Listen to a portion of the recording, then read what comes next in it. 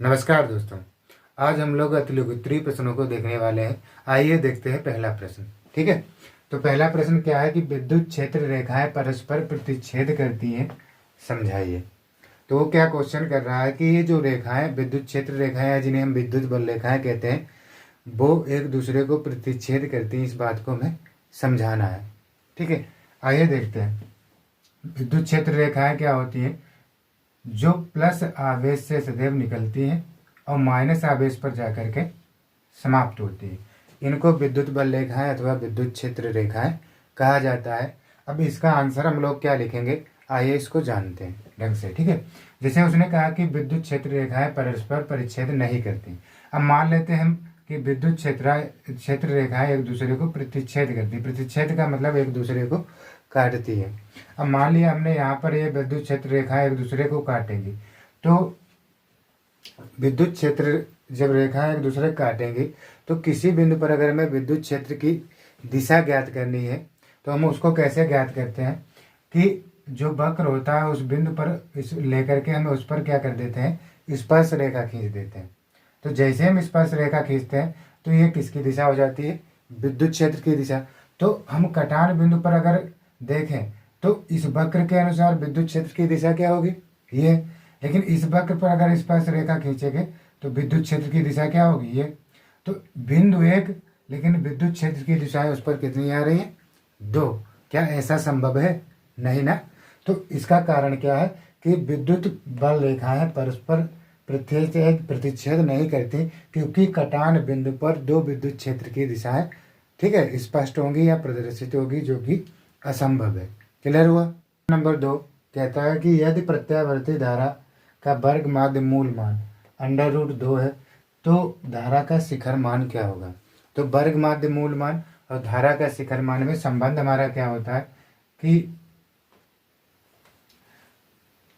IRMS, यानी इसको root mean value square बोला जाता है।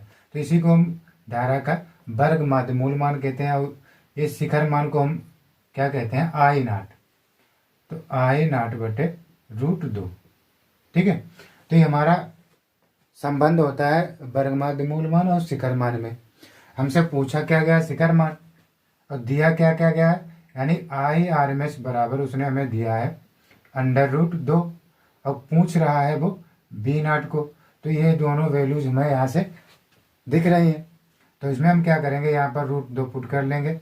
तो √2 इसकी जगह पर और ऊपर I0 और बटे में √2। तो भाई ये बटे में है तो सामने वाले के कैसे जाएगा, गुणा में।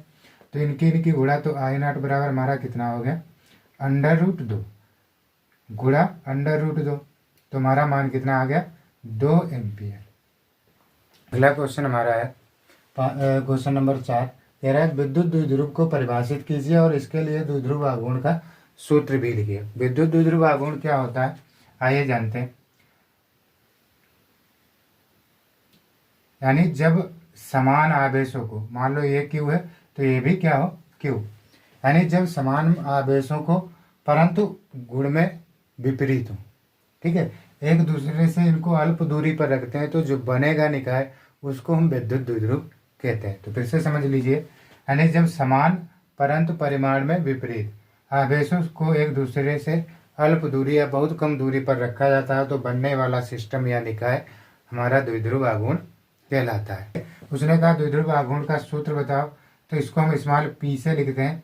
और द्विध्रुव आघूर्ण होता क्या, यानी दोनों आवेशों में से किसी एक आवेश और इनके बीच की दूरी हम 2d अथवा 2l लेकर चलते हैं कि गुणनफल के बराबर होता है। तो ये हमारा इसका क्या हो गया, सूत्र, जिसको हम कूलाम मीटर कहते हैं। क्लियर। तो क्वेश्चन नंबर हमारा 5 कह रहा है कि 6000 एंगस्ट्रॉम तरंग दैर्ध्य की समांतर किरण पुंज 3 × 10⁻⁻6 मीटर चौड़े झिर्री पर लंबवत आपतित हो रही है। तो विवर्तन प्रारूप के केंद्रीय उच्चिष्ट की चौड़ाई ज्ञात कीजिए। अब जो विवर्तन प्रारूप हमारा होता है, जब उसको हम पर्दे पर देखते हैं तो वो कुछ इस टाइप से होता है। ठीक है, तो यहाँ पर इधर की चौड़ाई को हम थीटा मानते हैं और इधर, क्योंकि ये हमारा केंद्रीय उच्चिष्ट होता है, तो इसकी टोटल चौड़ाई क्या होती है, 2 थीटा।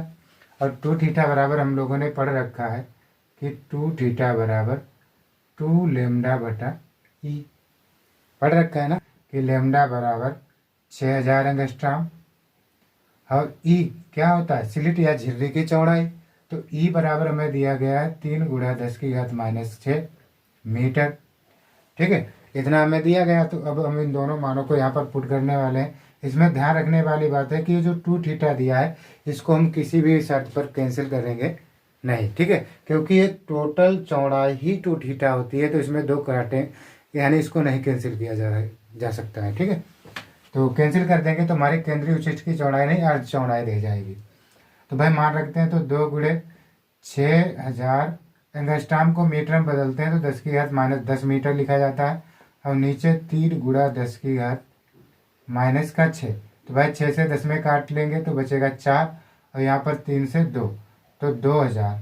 सही है, तो 2 दूना कितना हो गया 4, अब गुणे 10 कितनी हो जाएगी, ये 3 जीरो प्लस के 4 माइनस की, तो घट जाएगा, माइनस का 1 बचेगा। यानी कि इसको हम दशमलव में चेंज करेंगे तो 0.4 आएगा।